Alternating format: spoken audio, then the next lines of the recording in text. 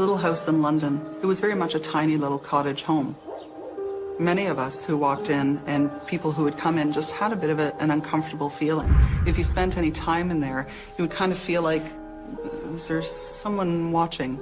You know, although it had a very small, cozy feeling, it was old, it was drafty. It really didn't lend itself to being a place that you wanted to stay around in too long, and especially upstairs. When you went upstairs, it was just a little attic space, which had been converted into 2 small little bedrooms. I would wake up at 3:00 every morning. I'd be fast asleep, and all of a sudden I'd wake up feeling that there was something there, either right above me or right around me, and I would literally look, is there anything here? And I'd look to the clock, 3:00. And then other things just started happening, like really more physically and more visibly after that. That was still very much a sensation, but you could tell there was something there. Parents, grandparents, the old couple down the street. The elderly are often a source of experience and wisdom. But as ghost literature reveals, in the supernatural world, they can also be terrifying and dangerous. Hi, I'm Lawrence Chow. Today in Ghostly Encounters, we meet Helen and Lisanne. They both have chilling tales to tell about the ghost of the aged. Helen Roos believes she senses a presence, she tells us, that makes life in her cozy cottage anything but comforting.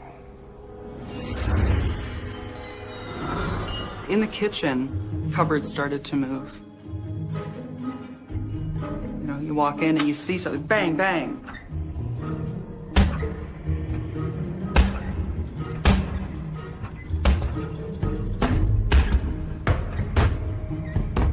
Sort of like someone was really there holding it and closing it right in front of you.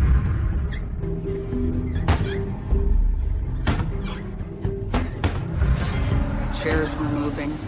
The dining room chairs would now be one in the sunroom, one in the living room, one in the kitchen, and you're like, what the hell is going on in this house? When I started university, I worked while I went through school, so did school full-time because I wanted to get out. So I ended up going to Toronto for a couple of years. But coming back, I thought, 23 years old, here with my boyfriend, nothing's gonna happen. But it did, it just kept getting worse.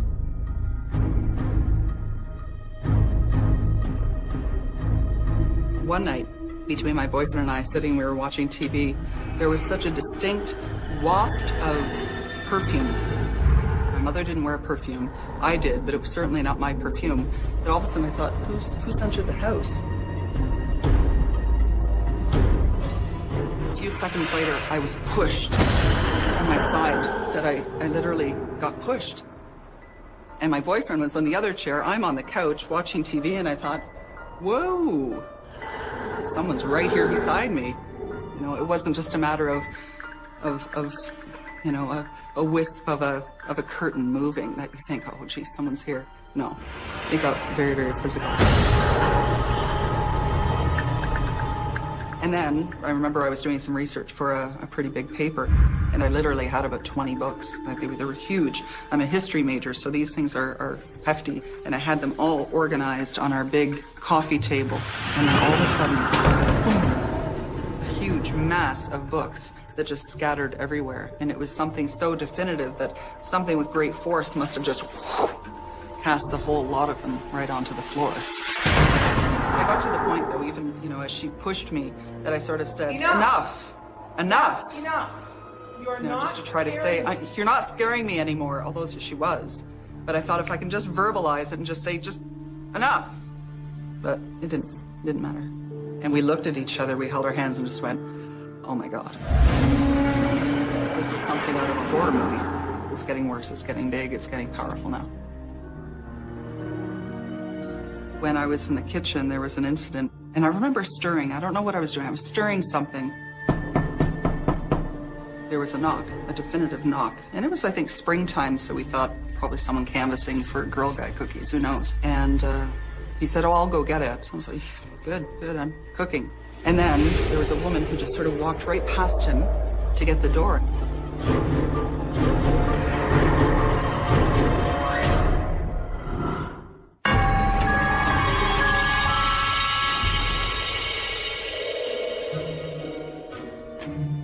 and I was in the kitchen, there was an incident, and I remember stirring. I don't know what I was doing. I was stirring something. There was a knock, a definitive knock. And it was, I think, springtime, so we thought probably someone canvassing for Girl Guide cookies, who knows. And he said, oh, I'll go get it. I was like, good, I'm cooking. And then there was a woman who just sort of walked right past him to get the door. So she walked right by him, right in front of him, and it was just this swoop of and of a woman in a dress, like a 50s floral dress, and an older woman. It wasn't a young woman, it wasn't my mother's middle age at that time, it was an old woman. It was someone, and it was someone in the house. You just couldn't deny it. Helen believes she has finally seen the ghost that's been tormenting her. Now she wonders what new terrors the future holds. When I moved back from Toronto, my boyfriend stayed with me, with my mother. I mean, we were of 23, 24 years old. It was all right. We stayed upstairs in my room, and none of us had a very good feeling being up there.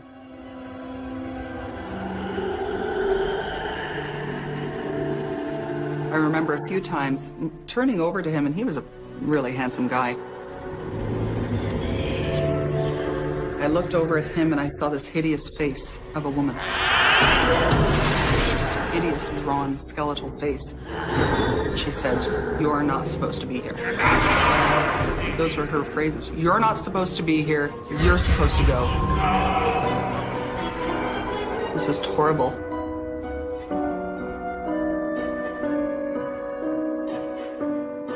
And so it was at that time that we said, okay, hold on. Let's see if we can figure out who this is. We went next door, and we're still very good friends with the older lady who's now 98, 99. And we walked over, and I said, who lived in this house? Oh, yeah, that was Aunt so-and-so. Yeah, she passed away. Oh, passed away in the early 60s, you know, as she does her stories. And I said, would you happen to have a picture? Oh, yeah.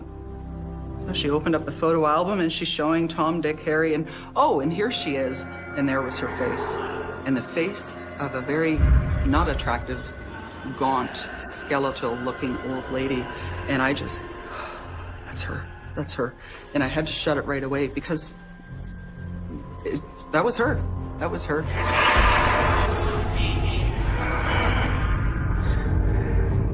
Then it ended up that the woman was elderly. She was living in that house with her son and her daughter-in-law. And it had always been the deal that she was to remain in that house forever.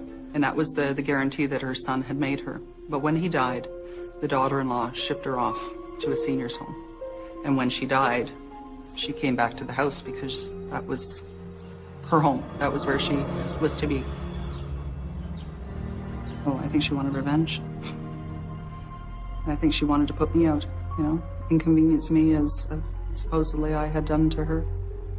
It's funny, though, because I visit my mom very, very regularly. And still, when I drive down Old Wonderland Road and I see the house and I look at it and I'm unsettled. I don't like looking at it.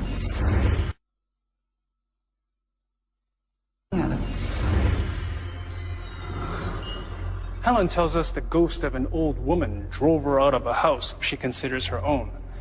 But Lisanne Bond speaks of the ghost of an elderly woman with whom she has a far more personal connection.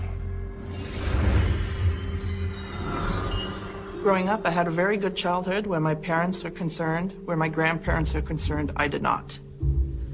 I got along very well with my grandfather. I did not get along very well with my grandmother, and that formed me into partially the person that I am today. In the summertime, when I was off of school, my parents would send me to my grandparents' house for a week out of the summer, and I hated going there. In their backyard, they had 3 hills.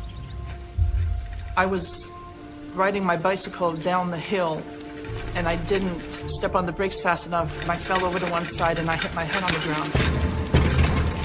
And I had all these scratches on the side of my face.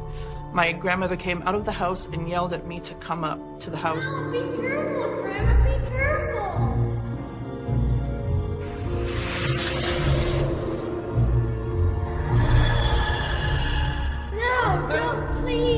and she rubbed salt water into the cuts on my face and told me that that's what I get.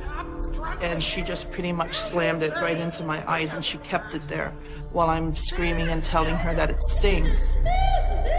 I would see other people's grandmothers, and I would find it strange that their grandmother didn't act like mine. And that's when I realized that I had the strange grandmother. I wanted everybody else's grandmother. I wanted the grandmother that would bake cookies with me or teach me how to knit. My mother did that. My grandmother didn't teach me anything at all. When she ended up having a couple strokes, we moved her out of the house and put her into a nursing home. At about 2 o'clock in the morning, the phone rang, and Mom came running into my room. And there was a lot of, okay, yes, okay.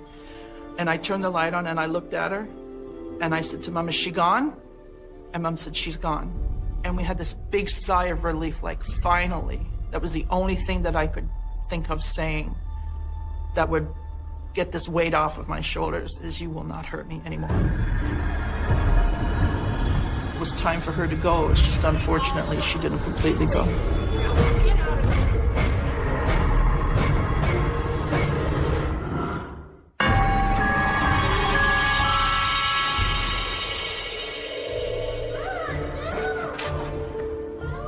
I would see other people's grandmothers, and I would find it strange that their grandmother didn't act like mine.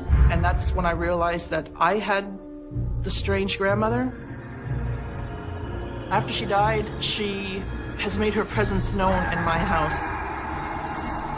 Oma is able to use glamour magic, as us pagans call it, and she will morph her face onto my mother's. My mother will start talking like my Oma and start using phrases that my Oma used to use that was in her vocabulary, like, do you want to bet? And oh boy, which are things my mother would not normally say. We had made plans to go somewhere. I believe we were going to Hamilton. And I said to Mom, okay, are we ready to leave? And Mom was dusting the china cabinet with her back to us. And Mom said, where are we going? And Dad said, well, we had plans to go to Hamilton today. And she said, no, he didn't. This is the first time I've heard something about it. And Dad said, no, we've said this to you before. And jokingly, sometimes we will say to my mom, Mom, you're losing it, you know. And she just whipped around with the duster in her hand. She said, you want to bet? And the look on her face was pure Oma. And I just sat there and I'm like I didn't know what to say. She started to take on Oma's face where her jowls were starting to hang, like Oma's did. Her hair would slowly start to curl, and she would become much paler. You know, I've known my mother all my life. I know how my mother talks, and when Oma takes over Mom, the voice will change to my Oma's voice. And she started shaking the duster. One of Oma's moves was she would shake her fist at you. She started shaking the duster, and Dad turned to me and he said, what do I do? And I said, Oma, just go. And she almost had like this little smile on her face, like it was Oma saying, ha, look what I can do. And then Oma left. And Mom said, oh, I'm sorry, I guess I forgot to write it down, or I don't remember. We can go after lunch. And then we told her afterwards what had happened, and she almost started to cry. She said, I'm sorry, I don't know what came over me. I don't know what happened. And I said, oh, I can tell you exactly what came over you. It was Oma. I think what it is she's still trying to assert her position, still trying to threaten and to hurt me and to make me feel like I'm nothing. And it got so strong to the point where I tried to have her smudged out of the house. She just won't leave. Lisanne believes that her Oma, her grandmother, in death, as in life, wants to hurt and terrify her. But she has a very different relationship with her Opa, or grandfather. Opa was a much kinder, gentler person than Oma was. Opa was a very proud man. He was a very proper man. He never went anywhere without a hat on. and he always made sure he was shaved. And he was also a master cabinet maker. He liked to play practical jokes, and his big thing was everything had to be straight. If he could have carried a level in his back pocket, he would have.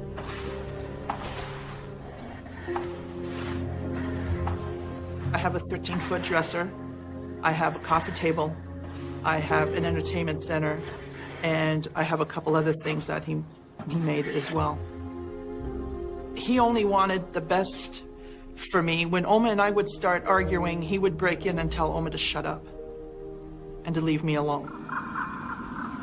When my grandfather passed away, I was very upset. I'm bawling my eyes out because this is the first death I've had that has been close to me. At about 2 o'clock in the morning, my entire room filled up with light. And I woke up and I looked, and Opa was standing at the end of the bed. He looked at me and he smiled and said, "I'm here to say goodbye." And he kind of shriveled down into this ball of light and went out the window.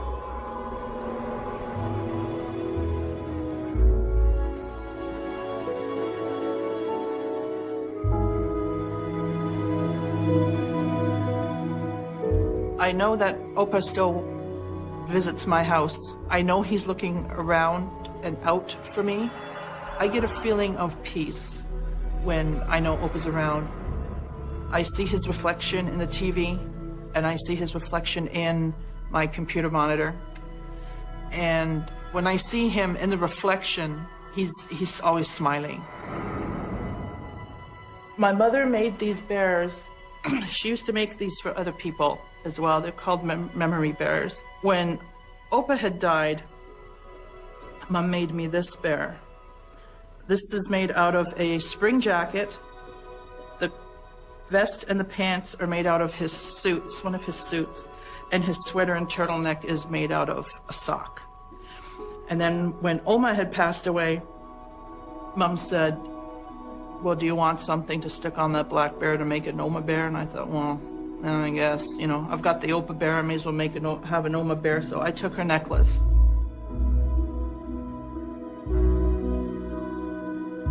I do believe Opa is in some way keeping Oma away. I have enough of Opa in my house. I have photos of Opa.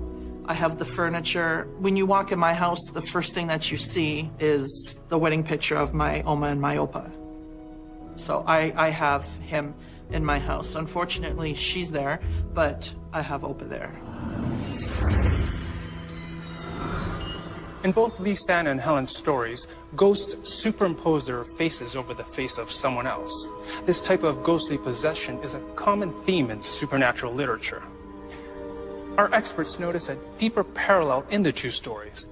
They tell us that it is attachment to something or someone that keeps ghosts among the living. Helen believes the ghost of the old lady was attached to the house she lived in during her life, and so she returned to drive out the woman she saw as an interloper.